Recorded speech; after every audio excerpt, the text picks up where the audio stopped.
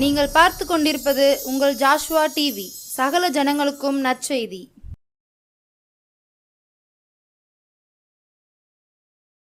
காணாமல் போன ஆடா இருந்தேனே ஏசையா, கண்ணோக்கி பார்த்தீரே, கவலைகளை மாற்றினீரே, மறக்கவில்லையே, மார்போடு அணைத்து கொண்டீரே, தேடி வந்தீரே, தீமைகளை அகற்றி விட்டீரே.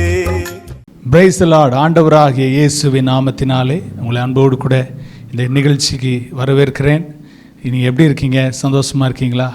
சந்தோஷமாக இருப்பீங்கன்னு சொல்லி கர்த்தருக்குள்ளே நான் விசுவாசிக்கிறேன். கடந்த நிகழ்ச்சி உங்களுக்கு மிகுந்த பிரயோஜனமாக இருந்திருக்கும் என்று தேவனுக்குள் நான் நம்புகிறேன். தேவநாமம் மகிமைப்படட்டும். இந்த நாளிலும் நிகழ்ச்சியின் மூலம் தேவன் உங்களோடு கூட பேச போகிறார். நிச்சயமாய் ஆண்டவர் உங்களுடைய இருதயத்தில் இருக்கிற வார்த்தைகளை, உங்கள் இருதயத்தில் இருக்கிற நினைவுகளை அறிந்திருக்கிற கர்த்தர், மெய்யாகவே கர்த்தர் உங்களோடு கூட பேசுவாராக. தேவநாமம் மகிமைப்படட்டும். நாம் தொடர்ந்து ஆண்டவருடைய வார்த்தையை கேட்கும்படி வேதத்தை எடுத்துக்கோங்க, குறிப்பு எடுத்துக்கோங்க. ஒவ்வொரு நாள் அதை நீங்கள் ரிப்பீட் பண்ணும்போது கர்த்தர் உங்களோடு கூட பேசுகிறத உங்கள் வாழ்க்கையில் உணர முடியும். கர்த்தருடைய நாம் மகிமைப்படட்டும். வேதத்திலே ஒரு வேத பகுதியை நாம் வாசிக்கலாம். யாத்ராம புஸ்தகம் 3ஆம் அதிகாரம். யாத்ராம புஸ்தகம் 3ஆம் அதிகாரம் அதனுடைய 12ஆம் வசனத்தை நாம் வாசிக்க கேட்போம். யாத்ராம புஸ்தகம் 3ஆம் அதிகாரம் 12ஆம் வசனத்தை வாசிக்க கேட்போம். அதற்கு அவர் நான் உன்னுடனே இருப்பேன், நீ ஜனத்தை எகிப்திலிருந்து அழைத்து வந்த பின் நீங்கள் இந்த மலையில் தேவனுக்கு ஆராதனை செய்வீர்கள், நான் உன்னை அனுப்பினேன் என்பதற்கு இதுவே அடையாளம் என்றார். கர்த்தருடைய நாமம் மகிமைப்படட்டும். இன்னொரு வேத பகுதியை வாசிப்போம். அடுத்த அதிகாரத்தில் 4ஆம் அதிகாரம் 23ஆம் வசனத்தை வாசிக்கும் போது அங்கே சொல்லப்பட்டிருக்கிறது, எனக்கு ஆராதனை செய்யும்படி என் குமாரனை அனுப்பிவிடு என்று கட்டளையிடுகிறேன். அவனை விடமாட்டேன் என்பாயாகில் நான் உன்னுடைய குமாரனை சேஷ்ட புத்திரனை சங்கரிப்பேன் என்று கர்த்தர் சொன்னார் என்று சொல் என்றார். தேவனுடைய நாமம் மகிமைப்படட்டும். நான் வாசித்த வேத பகுதியில் ஒரு காரியம் அங்கே அதிகமாக வலியுறுத்தப்படுகிறதை நாம் பார்க்கிறோம். ஆராதனை என்ற அந்த காரியத்தை தேவன் முக்கியத்துவப்படுத்துகிறதை நாம் 2 வேத பகுதியிலையும் நாம் உன்னித்து பார்க்கும்போது கவனித்து பார்க்க முடிகிறது. நல்லா கவனிங்க. தேவன் அருமையான இஸ்ரவேல் ஜனங்களை குறித்து ஆண்டவர் விரும்பின ஒரு காரியத்தை நாம் பார்க்கிறோம். தேவனை ஆராதனை செய்யும்படி அவர்களை தேவன் அழைக்கிறதை, தேவனை ஆராதிக்கக்கூடிய காரியத்தை மோசேயின் மூலமாக இஸ்ரவேல் ஜனங்களுக்கு கர்த்தர் சொல்லுகிறதையும் அதை பார்வோனிடத்தில் எடுத்து சொல்லுகிறதையும் குறித்து நாம் வேத பகுதியிலே பார்க்கிறோம். இன்றைக்கு நாம் சிந்திக்க போகிற காரியம் என்னன்னா, ஆராதனை என்றால் என்ன? தேவனை ஆராதிக்கக்கூடிய இப்படிப்பட்ட வலியுறுத்தக்கூடிய காரியத்தை ஆண்டவர் சொல்வாராகில் அதிலே ஒரு முக்கியத்துவம் கட்டாயம் இருக்கும். இன்னைக்கு பெரும்பாலும் அதிகமாக நீங்கள் பார்க்கக்கூடிய ஒன்று என்னன்னா, ஆராதனை என்றால் என்ன, ஆராதனை என்றால் என்ன என்ற அந்த சரியான ஒரு வெளிப்பாடு, சரியான புரிந்து கொள்ளுதல் இன்றைக்கு நமக்கு அவசியமான ஒன்றாய் இருக்கிறது. பொதுவாக ஆராதனைக்கு போகிறோம் அப்படின்னு சொல்லுவோம், சர்ச்சுக்கு போகிறோம் அப்படின்னு சொல்கிறத விட ஆராதனைக்கு போகிறோம், ஆராதிக்க போகிறோம் இப்படிலாம் நம்ம சொல்கிறது வழக்கம். ஆனால் ஆராதனை என்றால் என்ன என்ற ஒரு கேள்வியை நாம் கேட்போமானால் அதற்கு பதில் இன்னைக்கு அநேகருக்கு தெரிவது இல்லை. அநேகர் அதை குறித்த சரியான விவரம் இல்லாமல் இன்னைக்கு இருக்கிறாங்க. சிலர் தெரிந்திருக்கலாம். ஆனால் இன்றைக்கு கர்த்தர் உங்களோடு கூட பேசுகிற காரியம் ஆராதனை என்றால் என்ன, ஆராதனை என்றால் என்ன என்பதை நாம் தெரிந்து கொள்ளக்கூடிய அவசியமான ஒன்றாக இருக்கிறது. இங்கிலீஷில் வர்ஷிப் என்று சொல்வார்கள். ஆராதனையை இங்கிலீஷில் வர்ஷிப் அப்படின்னு சொல்கிறதுனால படித்தவர்கள் எல்லாரும் ஆராதனைன்னு உச்சரிப்பதை விட நாங்கள் வர்ஷிப்புக்கு போகிறோம் அப்படின்னு சொல்கிறாங்க. சரி, ஆராதனையை குறித்த முக்கியத்துவத்தை நாம் அறிந்து கொள்ளும் போது தான் நாம் தேவனிடத்தில் வருகிற அந்த முதன்மையான மேன்மையான அந்த அனுபவம் என்ன என்பதை நம்ம வாழ்க்கையில் நாம் புரிந்து கொள்வோம். சரி, கர்த்தருடைய நாமம் மகிமைப்படட்டும். நல்லா கவனிங்க. முதலாவதாக ஆராதனையை குறித்த முக்கியத்துவத்தை வேதத்திலே அநேக இடங்களிலே நாம் பார்க்கிறோம். தேவன் ஒருவரே ஆராதனைக்குரியவர் என்பதை நாம் சரியாக புரிந்திருக்க வேண்டும். ஆகவே அதை நாம் புரிந்து கொண்டோமானால் நம்ம வாழ்க்கையில் இப்பொழுது நம்மோடு தேவன் பேசுகிறத சரியாக நாம் விளங்கிக் கொள்ள முடியும். சரி, வாசிக்கலாம். 1 சாமுவேல் புஸ்தகம் 7ஆம் அதிகாரம் அதனுடைய 3ஆம் வசனத்தை வாசிக்கும் போது அங்கே இப்படியாக நாம் வாசிக்கிறோம். 1 சாமுவேல் 7ஆம் அதிகாரம் அதனுடைய 3ஆம் வசனத்தை இப்படியா நாம் வாசிக்க கேட்கிறோம். அப்பொழுது சாமுவேல் இஸ்ரவேல் குடும்பத்தார் அனைவரையும் நோக்கி நீங்கள் உங்கள் முழு இருதயத்தோடும் கர்த்தரிடத்தில்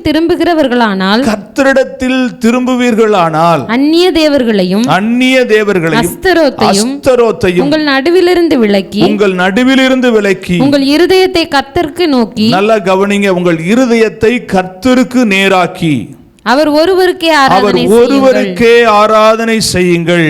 அப்பொழுது அவர் உங்களை பெலிஸ்தியருடைய கைக்கு நீங்களாக்கி விடுவார் என்றான். நல்லா கவனிங்க. முதலாவது ஆராதனை என்பது என்ன அப்படின்னா, நம்மை பிரியப்படுத்துகிறது அல்ல. நல்லா புரிஞ்சுக்கோங்க. நம்மை பிரியப்படுத்துகிற ஒரு காரியத்தை நம்ம செய்கிறோம், அதுதான் ஆராதனை அப்படின்னு சிலர் நினைக்கிறாங்க. அப்போ நம்மை பிரியப்படுத்தினா என்ன? நான் நல்லா ஆராதிக்கிறேன், நல்ல ஆராதனை நடத்துகிறேன், அதனால என்ன குறித்து நல்லா வெளியில தெரியும், என்ன பிரபலியமா பேசுவாங்க அப்படின்னு ஒரு காரியத்தை விளங்குவதற்காக செய்யறதல்ல ஆராதனை. முதலாவது. இரண்டாவது, ஆராதனை என்பது என்ன? ஜனங்களை பிரியப்படுத்துறது கிடையாது.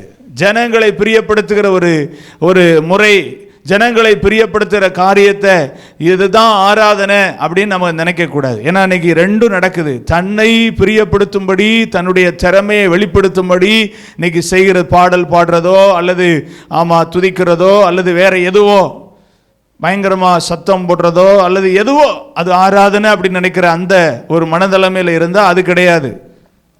ரெண்டாவது, ஜனங்களை பிரியப்படுத்தும்படி, ஜனங்கள் இப்படி பாட்டு பாடினா, இப்படி ஆராதிச்சா, இப்படி நம்ம நடத்தினா ஜனங்களுக்கு ரொம்ப பிரியப்படுவாங்க, ஜனங்கள் ரொம்ப சந்தோஷப்படுவாங்க, ஜனங்களை பிரியப்படுத்தணுமே அப்படின்னு செய்கிறது ஆராதனை கிடையாது.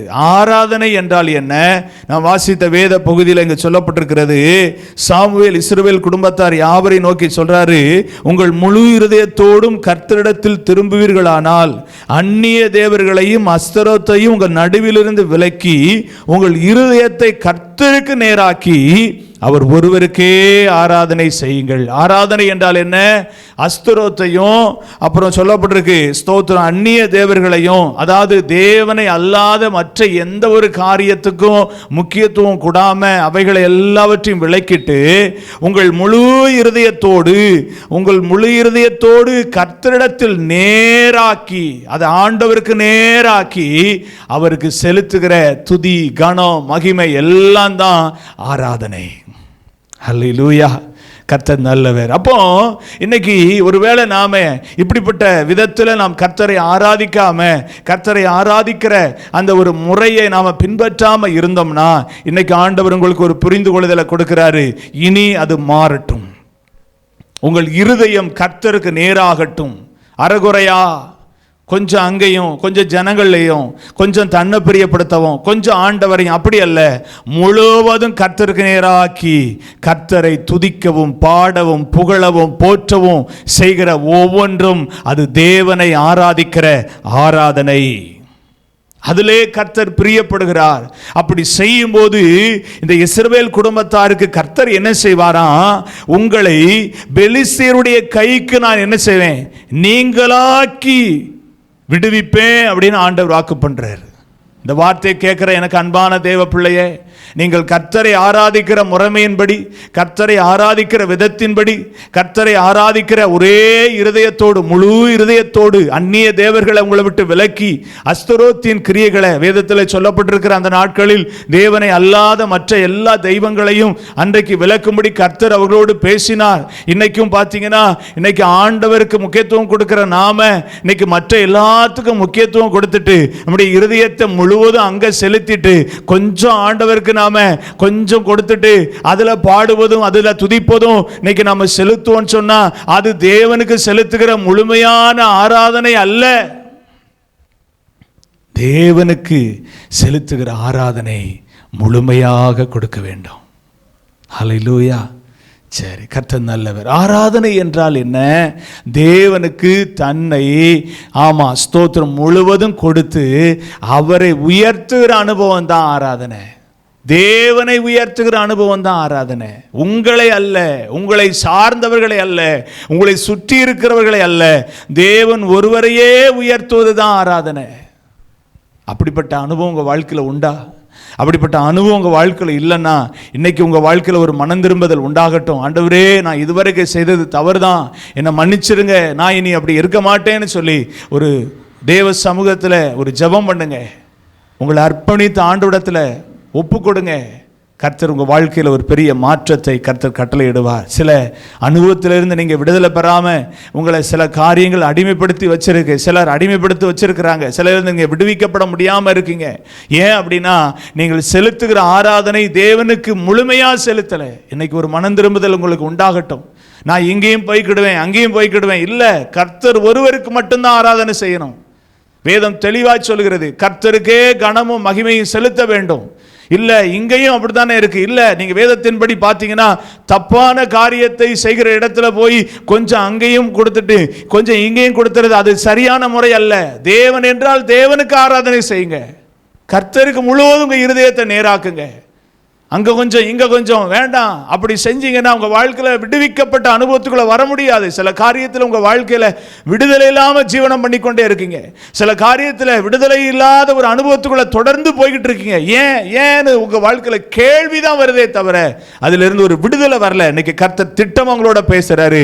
ஆராதிக்கிற அனுபவத்தில், ஆராதிக்கிற முறைமையில சரியான விதத்துல நீங்க கர்த்தரை ஆராதிக்க பழகுவீங்கன்னா தேவனுக்கு முழுவதும் உங்களை ஒப்பு கொடுத்து தேவனை மட்டும் உங்க இருதயம் நேரா பார்க்கக்கூடியதாய், தேவனை மட்டும் உயர்த்தக்கூடிய அனுபவத்தை, கர்த்தரை மட்டும் அவருடைய பரிசுத்த நாமத்தை மட்டும் துதிக்கவும் பாடவும் உயர்த்தவும் நீங்கள் பழகுவீர்களானால் நிச்சயமா ஆண்டவர் மற்ற அடிமைத்தனத்திலிருந்து, மற்ற உங்களை ஆதிக்கம் செலுத்துகிற சில காரியத்திலிருந்து உங்களை விடுவிக்க கர்த்தர் வல்லவராய் இருக்கிறார். அப்போ முதலாவது உங்களை பிரியப்படுத்த அல்ல, உங்களை சுற்றி இருக்கிற ஜனங்களை பிரியப்படுத்துகிற செயல் அல்ல ஆராதனை.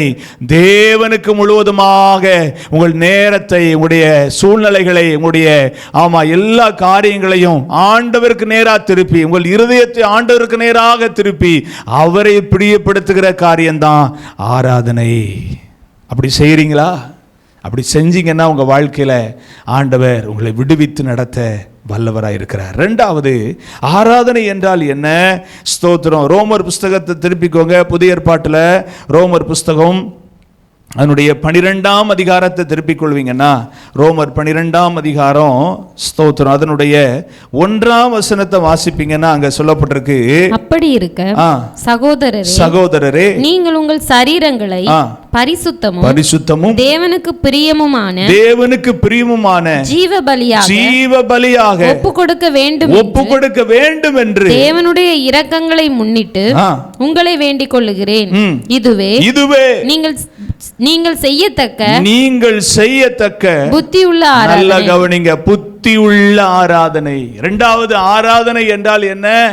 ஆராதனை என்பது நல்ல கவனிங்க, ஜீவ பலியாய் ஒப்பு கொடுக்கிற அனுபவம். ஜீவ பலியாய் ஒப்பு கொடுக்கிற அனுபவம். இன்னைக்கு நிறைய பேர் என்ன நினைச்சுக்கிறாங்க, ஆராதனை என்றால் என்ன? அவரிடத்திலிருந்து ஏதாவது வாங்கலாம், ஆராதிக்கும் போது ஏதாவது வாங்கிக்கிடலாம், இப்படிலாம் நிறைய தவறான உபதேசங்கள் இன்னைக்கு சொல்லப்படுகிறது. ஆராதனை என்பது நம்மை தேவனுக்கு ஜீவ பலியா ஒப்பு கொடுக்கிறது என்று ரோமர் 12ஆம் அதிகாரம் 1ஆம் வசனத்தில் அழகா சொல்லப்பட்டிருக்கு. இதுவே நீங்கள் செய்யத்தக்க புத்தி உள்ள ஆராதனை அப்படின்னு சொல்லப்பட்டிருக்கு. அப்ப ஆராதனை என்றால் என்ன?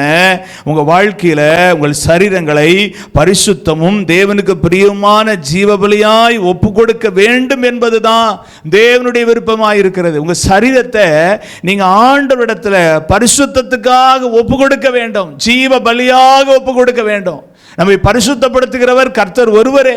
நாம் பரிசுத்தப்படுவதற்கு நம்மை ஆண்டவருக்கு முற்றிலுமாக நம்முடைய சரீரத்தை ஒப்பு கொடுத்து, ஆண்டவரே நான் பாடும்போது, நான் துதிக்கும் போது, உம்மை மகிமைப்படுத்தும் போது எனக்குள், என்னுடைய சரீரத்தில், என்னுடைய ஆவியில், என்னுடைய ஆத்துமாவில் ஒரு பரிசுத்தம் உண்டாகட்டும், நான் அதை வாஞ்சிக்கிற ஆண்டவரேன்னு சொல்லி முழுவதும் நம்மை அர்ப்பணித்து ஒப்பு கொடுத்து நாம செய்கிற அந்த ஆராதனையை கர்த்தர் புத்தி உள்ள ஆராதனையாய் அங்கீகரிக்கிறார். இதைத்தான் ஆண்டவர் விரும்புகிறார். இந்த அனுபவம் எத்தனை பேருடைய வாழ்க்கையில் இருக்கு? சற்று உங்களை சிந்திச்சு பாருங்க, உங்களை ஆராய்ந்து பாருங்க. நீங்க ஆராதிக்கிற ஆராதனையில் வெறும் பாட்டு மட்டும் இருக்கா, அல்லது ஏதோ கடமைக்காக கொஞ்சம் ஸ்தோத்திரம் மட்டும் இருக்கா? இல்லை, நீங்க உங்களை முற்றிலுமா தேவனுக்கு உங்களுடைய சரீரங்களை பரிசுத்தத்துக்காக ஒப்பு கொடுத்து, ஆண்டவரே நான் எப்பெல்லாம் பாடுறனோ, எப்பெல்லாம் உங்களை துதிக்கிறனோ, நான் எப்பெல்லாம் உங்களை மகிமைப்படுத்துறனோ, அப்பெல்லாம் எனக்குள்ள ஒரு பரிசுத்தம் உண்டாகட்டும், நான் என்னை ஒப்பு கொடுக்கிறேன் அப்படிங்கிற சரியான அர்ப்பணிப்போட நீங்க கர்த்தரை ஆராதிப்பீங்கன்னா அது தேவனுடைய பார்வையில் அது ஜீவ ஒப்பு கொடுக்கிற புத்தி உள்ள ஆராதனை, முற்றிலும் பலியாக கொடுக்கிறது. ஆராதனை என்றால் என்ன? பலிபீடத்தில் அன்றைக்கு பழைய ஏற்பாட்டு காலத்தில் பலிகளை கொண்டு போய் தகனித்தாங்க, முற்றிலும் அழிச்சிட்டாங்க. இன்னைக்கு இந்த புதிய ஏற்பாட்டு காலத்தில் ஆண்டவரை ஆராதிக்கிற ஆராதனையின் முழு அந்த ஸ்தோத்திரம், அந்த உள் அர்த்தம் என்னன்னு சொன்னா, முற்றிலும் நம்மை ஆண்டவருக்கு சமர்ப்பிக்கிறது, அர்ப்பணிக்கிற. ஆண்டவரே நான் ஒன்று இல்லப்பா, எல்லா கணமும், எல்லா மகிமையும், எல்லா புகழும் உங்களுக்கு மட்டும்தான், என் மூலமா நீர் மகிமைப்படுங்க ஆண்டவரே அப்படின்னு சொல்லி முற்றிலும் ஒப்பு கொடுக்கிறது, ஜீவ பலியா ஒப்பு கொடுக்கிறது. அதன் நிமித்தம் ஆண்டவர் நமக்குள்ள பரிசுத்தத்தை கட்டளையிடுகிறார். புத்தி உள்ள ஆராதனையாய் கர்த்தர் அங்கீகரிக்கிறார். கர்த்தர் நல்லவர். அப்போ ரெண்டாவது, நாம் ஆண்டவரிடத்தில் இருந்து வாங்கக்கூடிய அனுபவம் அல்ல ஆராதனை, நம்மை ஒப்பு கொடுப்பது, கொடுப்பது, ஜீவ பலியாய் கொடுப்பது தான் ஆராதனை. அந்த அனுபவம் உங்கள் வாழ்க்கையில் இருக்கா? அது ஆண்டவர் விரும்புகிறார். மூன்றாவது, நீங்கள் வாசிப்பீர்களானால் எபிரேயர் புஸ்தகம், ஸ்தோத்திரம் வாசிக்கலாம். எபிரேயர் புஸ்தகம் அதனுடைய 8ஆம் அதிகாரத்தை திருப்பிக்கோங்க. எபிரேயர் 8ஆம் அதிகாரம் அதனுடைய 5ஆம் வசனத்தை வாசிக்கும் போது அங்கே இப்படியாய் வாசிக்கிறோம். எபிரேயர் 8:5 வசனம், இவர்கள் செய்யும் ஆராதனை பரலோகத்தில் உள்ளவைகளின் சாயலுக்கும் நிழலுக்கும் ஒத்திருக்கிறது. அப்படியே மோசே கூடாரத்தை உண்டு பண்ண போகையில் மலையிலே உனக்கு காண்பிக்கப்பட்ட மாதிரியின்படியே நீ எல்லாவற்றையும் செய்ய எச்சரிக்கையாய் இரு என்று தேவன் அவனுக்கு கட்டளையிட்டார். நல்லா கவனிங்களேன். மூன்றாவது, ஆராதனை என்றால் என்ன?